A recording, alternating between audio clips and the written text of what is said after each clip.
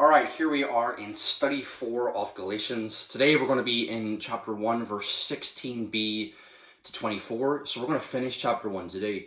But before we do, we're going to answer the questions we had for chapter 1, verse 11 to verse 16, part 3. So the first question was about how Paul received the gospel. And Paul received the gospel through a revelation of Jesus Christ. It says that God the Father called him by grace and revealed the Son in him.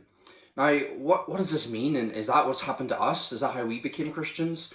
Well, Paul's story about how he became a Christian is a little different from ours. And we can read about it in Acts chapter 9, verse 1 to verse 18. It says that as Paul was journeying to Damascus, the resurrected Christ appeared to him. And at that moment, he realized that Jesus of Nazareth was the promised Messiah. And that's when he became a believer. That's how Paul was saved. Unlike us, he didn't hear the gospel from others. And remember, that's one of his arguments. That's one of the things he's trying to explain to the Galatians, is that he didn't hear this from man. He heard it directly from the mouth of Jesus Christ. The second question was about how Paul became an apostle.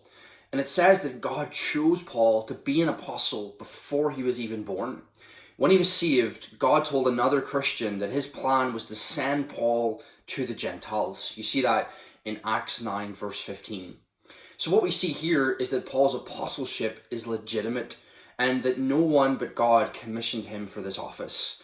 A requirement for being an apostle was that you had seen the risen Jesus Christ. And again, Acts chapter 1, verse 22 states that. And we know from Acts 9 that Paul did see the risen Jesus.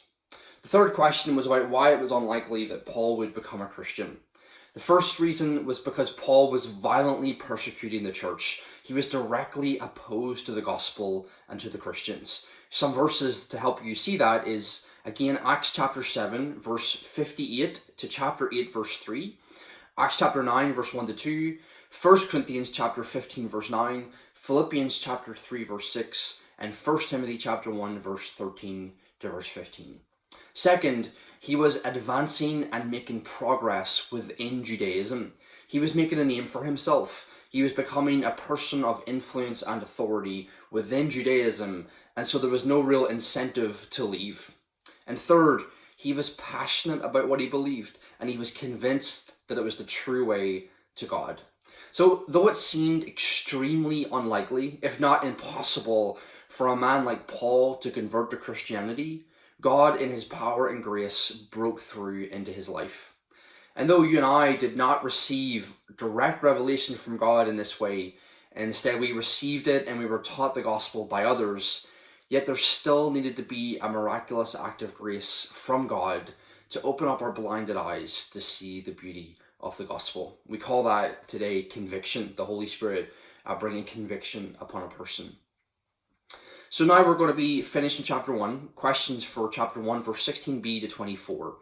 And what Paul's doing now is he's wanting to continue to explain that even after he was saved and called to be an apostle, he did not meet the other apostles. And so what he's saying is he did not get this message from them. He's still defending the fact that the gospel he preached was not a twisted version of something he heard and learned from the apostles in Judea. So that's what verse 16 to 24 is going to be, him saying about how he wasn't there. He didn't go down to Jerusalem, Judea.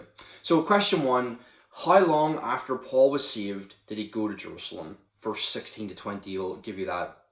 And then question 2, who did he meet there and for how long was he there? And then question 3, what was Paul's relationship to the believers in Judea? You'll see that in verse 21 to verse 24.